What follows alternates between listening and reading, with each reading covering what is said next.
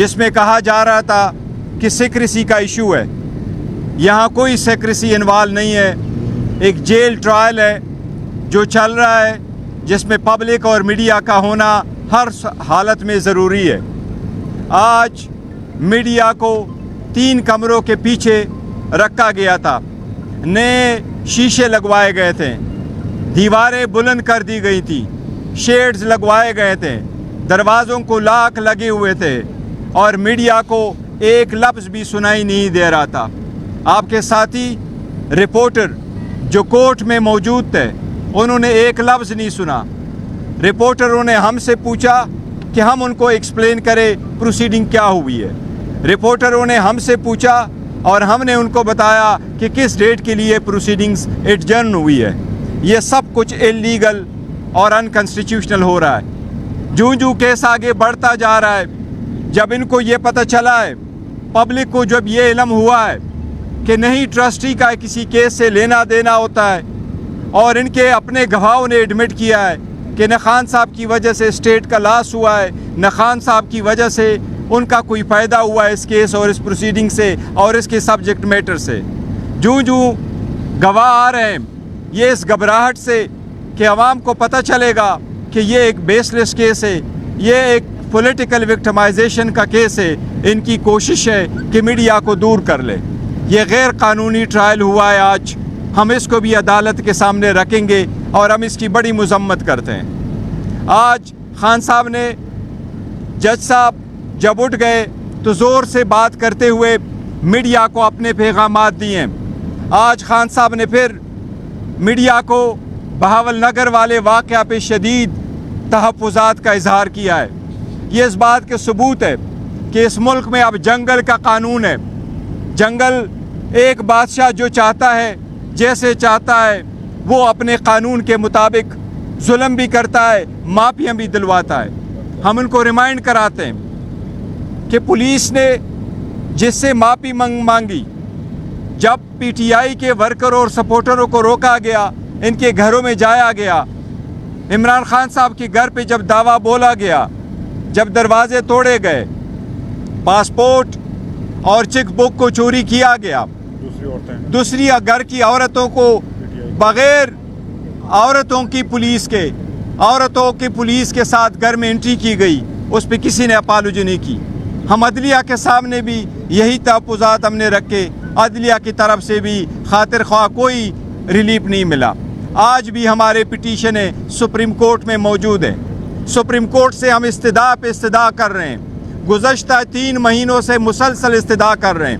پہلے استدعا کرتے رہے کہ لیول پلینگ فیلڈ دو, الیکشن میں فری فیئر ٹرانسپیرنٹ کرانے کے لیے اقدامات کرو, ریٹرننگ افسران اور ڈسٹرکٹ ریٹرننگ افسران جوڈیشری سے لے لو, اس میں تاخیر ہوئی. اب ہم ریکویسٹ پہ ریکویسٹ کر رہے ہیں کہ ہماری کیسز سماعت کے لیے لگاؤ. ہم عدالت سے دوبارہ اپیل کر رہے ہیں کہ سینٹ کے الیکشن سے ریلیٹڈ مسئلہ بہت اہم ہے, اس پہ بھی مہربانی کر کے بینچ بنا کر کے اس کی پروسیڈنگ کرو. وہ ریزرو سیٹس ریلیٹڈ ہماری پٹیشن ابھی تک سنوائی کے لیے فکس نہیں ہوئی ہے. آج خان صاحب نے خود عدالت سے ریکویسٹ کی ہے بی بی کے صحت کے بارے میں اور اس خدشے کے پیش نظر کہ ان کو زہر دیا گیا ہے, ان کو ہارپک دیا گیا ہے.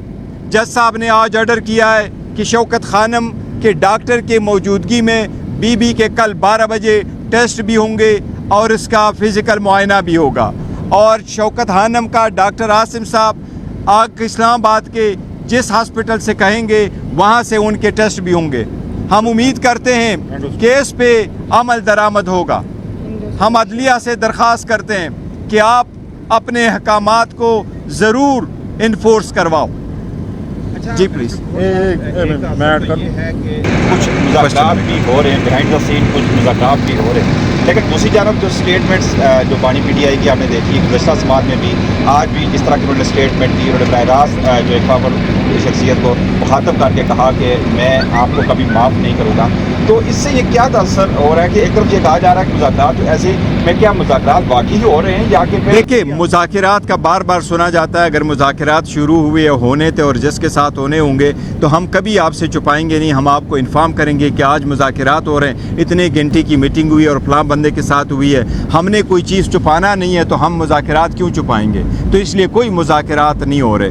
جہاں تک خان صاحب نام لے رہے ہیں کہ یہ رسپانسبل ہے، بالکل یہ ضروری ہے۔ خان صاحب نے کیٹیگوریکلی کہا ہے اس وقت بشرا بی بی اپنے گھر میں اکیلی ہے، سارے دروازے بند ہیں، کھڑکیاں بند ہیں، کمرہ بند ہے، وہ گھر میں اکیلی ہیں، ان کے تحفظات ہیں صحت کے بارے میں بھی اور سیکیورٹی کے بارے میں۔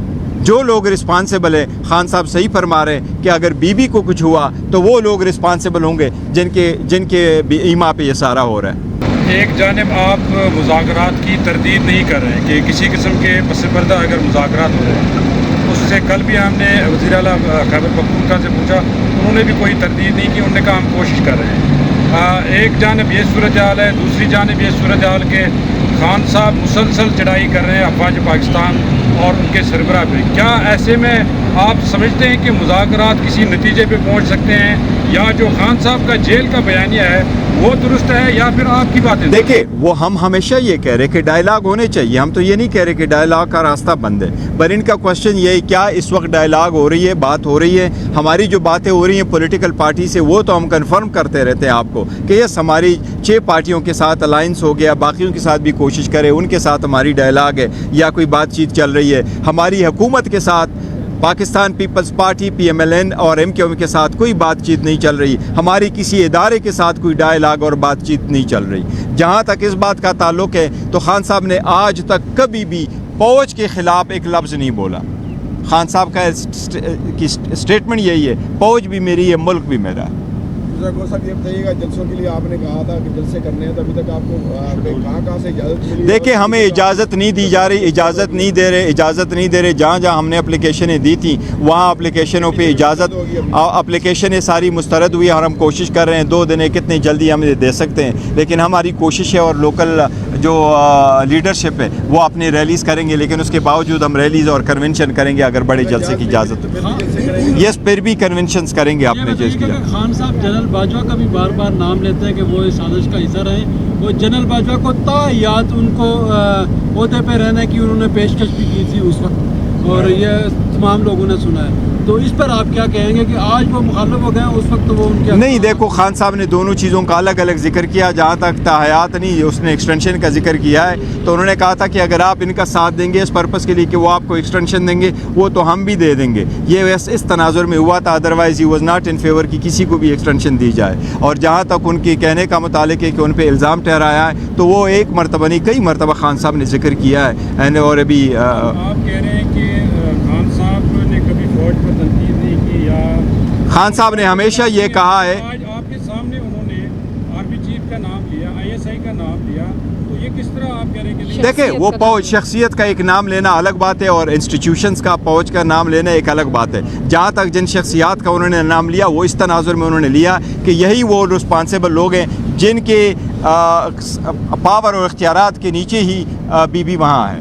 تو اس لیے اگر ایک مریض یہ کہہ رہا ہے، ایک جیل میں رہنے والا ایک عورت آپ کو کہہ رہی ہیں، وہ فارمر فرسٹ لیڈی آپ کو یہ کہہ رہی ہیں کہ اس کو یہ شک نہیں، اس کو یقین ہے کہ اس کو زہر دیا گیا ہے اور آپ اس کی ایگزامینیشن نہیں کروا رہے۔ آج خان صاحب نے خود کہا ہے 4 مہینوں سے ہماری درخواست ہے کہ خان صاحب کی ڈاکٹر آئیں گے، ان کی میڈیکل چیک اپ کراؤ، وہ 4 مہینوں سے وہ ڈاکٹر کو نہیں آنے دیا جا رہا ہے۔ تو اس سرکمسٹانسز میں یہ کہنا بالکل بجائے کہ یہ ہمارے ساتھ زیادتی ہو رہی ہے اور ہم حق رکھتے ہیں کہ جو اس سے صحت کو نقصان ہو جاتا تو وہ لوگ رسپانسبل ہوں گے۔